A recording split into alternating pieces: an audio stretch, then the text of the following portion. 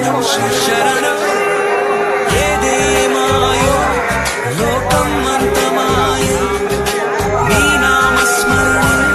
శాశ్వత సత్యమాయ నేటి నుండి నేను స్వామి సేవకుడిని నీ దివ్య సన్నిధిలో లీనమైన శిశువుని కార్తీక సోమవారం నీ మాల ధారణం భక్తితో ఉరకలేస్తూ నీ దారి పయనం